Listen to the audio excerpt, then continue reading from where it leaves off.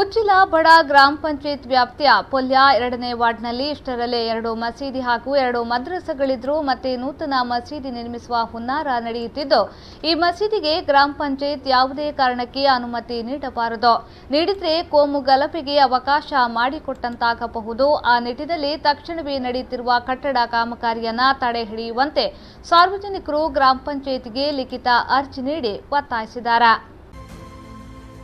ಉಚ್ಚಿಲ ಪರಿಸರದ ಸುಮಾರು 200 ಮಂದಿ ಸಾರ್ವಜನಿಕರ ಸಹಿ ಸಂಗ್ರಹ ಮಾಡಿ ಉಚ್ಚಿಲ ಗ್ರಾಮ ಪಂಚಾಯತ್ಗೆ ಮನವಿ ಸಲ್ಲಿಸಿ ಮಾತನಾಡಿದ ಉದಯ್ ಕುಮಾರ್, ಜನವಿರೋಧವಾಗಿ ನಿರ್ಮಿಸಲು ಮುಂದಾದ ಮಸೀದಿಗೆ ಹಿಂದೂ ಗ್ರಾಮಸ್ಥರ ತೀವ್ರ ವಿರೋಧವಿದೆ. ಆ ಭಾಗದಲ್ಲಿ 2 ಮಸೀದಿ ಮದ್ರಸೆಗಳಿದ್ರೂ ಕೋಮು ಸೌಹಾರ್ದಕ್ಕೆ ಧಕ್ಕೆ ಬರುವ ರೀತಿಯಲ್ಲಿ ಮತ್ತೊಂದು ಮಸೀದಿ ನಿರ್ಮಾಣಕ್ಕೆ ಮುಂದಾಗಿರುವುದು ಸರಿಯಲ್ಲ. ಇದಕ್ಕೆ ಗ್ರಾಮ ಪಂಚಾಯತ್ ಜನಪ್ರತಿನಿಧಿಗಳು ಸಹಿತ ಅಧಿಕಾರಿಗಳು ಅವಕಾಶ ನೀಡಿರುವುದು ತಪ್ಪು. ಈ ಬಗ್ಗೆ ಯಾವ ಮಟ್ಟದ ಹೋರಾಟಕ್ಕೂ ನಾವು ಸಿದ್ಧ ಎಂಬುದಾಗಿ ಎಚ್ಚರಿಸಿದ್ದಾರೆ.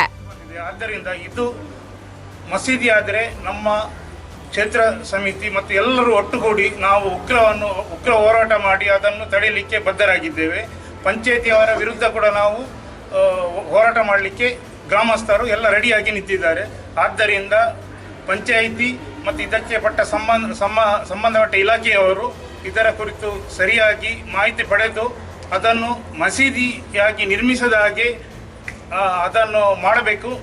ಇದನ್ನು ಜನರಲ್ಲಿ ಒಳ್ಳೆಯ ಸಾಮರಸ್ಯ ಬರುವ ಹಾಗೆ ಮಾಡಿ ಇಂತಹ ಕಾರ್ಯಕ್ಕೆ ಆಸ್ಪದ ಕೊಡಬರಬೇಕಾದಕ್ಕೆ ಸರ್ಕಾರ ಮತ್ತು ಪಂಚಾಯಿತಿಯವರನ್ನು ನಾವು ವಿನಂತಿಸುತ್ತೇವೆ. ಕೇಸರಿ ಯುವರಾಜ್ ಮಾತನಾಡಿ, ಗ್ರಾಮ ಪಂಚಾಯತ್ ಕಟ್ಟಡ ಮಾಲೀಕರಿಗೆ ವಾಣಿಜ್ಯ ಸಂಕೀರ್ಣ ಎಂಬುದಾಗಿ ಪರವಾನಗಿ ನೀಡಿದೆ.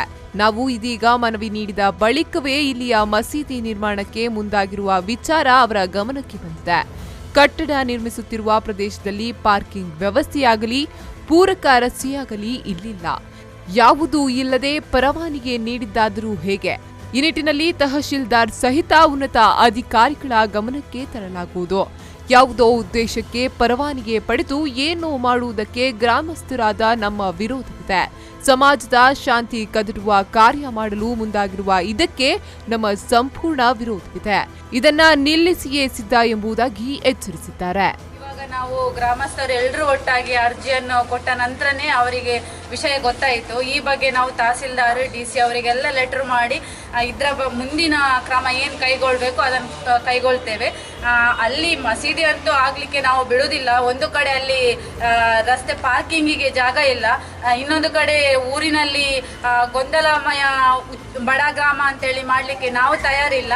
ಅದಕ್ಕೋಸ್ಕರ ಗ್ರಾಮಸ್ಥರು ಎಲ್ಲರೂ ಒಟ್ಟಾಗಿ ಅಲ್ಲಿ ಏನು ಅವರದ್ದು ಒಂದು ಅವರಿಗೆ ಉಪಯೋಗ ಆಗುವ ಏನು ವಾಣಿಜ್ಯ ಕಟ್ಟಡ ಬೇಕು, ಮನೆಗೆ ಬೇಕಾದಂತ ಒಂದು ಕಟ್ಟಡ ಇದ್ರೆ ಅವ್ರು ಮಾಡ್ಕೊಳ್ಳಿ, ಅದಕ್ಕೆ ನಾವು ತಯಾರು. ಅದನ್ನು ಬಿಟ್ಟು ಅವರು ಬೇರೆ ಯಾವುದೋ ವಿಚಾರಕ್ಕೆ ಇಲ್ಲಿ ಲೈಸೆನ್ಸ್ ತಕೊಂಡು ಅಲ್ಲಿ ಏನೋ ಗುಟ್ಟಾಗಿ ಮಾಡಿದ್ರೆ ನಾವು ಇಷ್ಟು ಜನ ಗ್ರಾಮಸ್ಥರು ಸೇರಿ ಅವರನ್ನು ಅಲ್ಲಿ ನಾವು ಯಾವ ಕಟ್ಟಡವನ್ನು ನಾವು ಅವರಿಗೆ ಮಾಡಲಿಕ್ಕೆ ಬಿಡುವುದಿಲ್ಲ. ಇದು ನಮ್ದು ಶಪಥ ಮಾಡಿ ನಾವಿಲ್ಲಿ ಹೇಳ್ತಾ ಇದ್ದೇವೆ. ಈ ಬಗ್ಗೆ ಮಾತನಾಡಿದ ಗ್ರಾಮ ಪಂಚಾಯತ್ ಅಧ್ಯಕ್ಷೆ ನಾಗರತ್ನ, ಈ ಪರವಾನಗಿ ಬಗ್ಗೆ ನನಗೇನೂ ತಿಳಿದಿಲ್ಲ. ಸಾಮಾನ್ಯ ಸಭೆಯಲ್ಲಿ ನಿರ್ಣಯ ಆಗುವುದಾದರೂ ಸ್ಥಳ ಪರಿಶೀಲನೆಗೆ ಹೋಗುವಾಗಲೂ ಅವರಷ್ಟಕ್ಕೆ ಹೋಗುತ್ತಾರೆಯೇ ವಿನಃ ಪಿಡಿಒರವರು ಅಧ್ಯಕ್ಷೆಯಾದ ನನ್ನನ್ನು ಕರೆದುಕೊಂಡು ಹೋಗದೆ ನನ್ನನ್ನು ನಿರ್ಲಕ್ಷ್ಯ ಮಾಡುತ್ತಾರೆ ಎಂಬುದಾಗಿ ಆರೋಪಿಸುವ ಮೂಲಕ ಭಿನ್ನಮತ ಸ್ಫೋಟಗೊಂಡಿದೆ. ಮಸೀದಿ ಆಗ್ತಾ ಉಂಟಲ್ವ ಅಂತ ನನಗೆ ಗೊತ್ತಿಲ್ಲ. ಯಾಕಂದರೆ ಇಲ್ಲಿ ಯಾರಿಗೆ ಯಾವ ಲೈಸೆನ್ಸ್ ಕೊಡ್ತದೆ ಅಂತ ಇಲ್ಲಿ ನಮಗೆ ಸಾಮಾನ್ಯ ಸಭೆಯಲ್ಲಿ ಪಾಸ್ ಆಗೋದೆಲ್ಲವೂ ಕೂಡ. ಆದರೆ ಆ ವಿಷಯವನ್ನು ಅಧಿಕಾರಿಯವರು ನಮಗೆ ಹೇಳಬೇಕಿತ್ತು, ಇದು ಇಂಥ ವಿಷಯ ಅಂತ. ಎಲ್ಲ ಪಾಸ್ ಆಗಿದೆ. ನಮಗೆ ಮುನ್ನೆ ಹೋಗುವಾಗ ಲೈಸೆನ್ಸ್ ಕೊಡಲಿಕ್ಕೆ ಹೋಗುವಾಗ ಆಗ ಕೂಡ ಅದು ಏನಂತ ಗೊತ್ತಿರಲಿಲ್ಲ. ನಾನು ಹೋಗಲಿಲ್ಲ ಅದಕ್ಕೆ ಲೈಸೆನ್ಸ್ ಕೊಡಲಿಕ್ಕೆ. ಈ ಸಂದರ್ಭ ಕೃಷ್ಣಕುಮಾರ್ ಉಚ್ಚಿಲ, ಮಹೇಶ್ ಉಚ್ಚಿಲ, ಚಂದ್ರಶೇಖರ್ ಉಚ್ಚಿಲ, ದೀಪಕ್ ಬಡ, ವಸಂತ್ ಉಚ್ಚಿಲ ಮುಂತಾದವರು ಉಪಸ್ಥಿತರಿದ್ದರು. Suresh ಶರ್ಮಾಳ್, V4 News 24/7 Padubidri.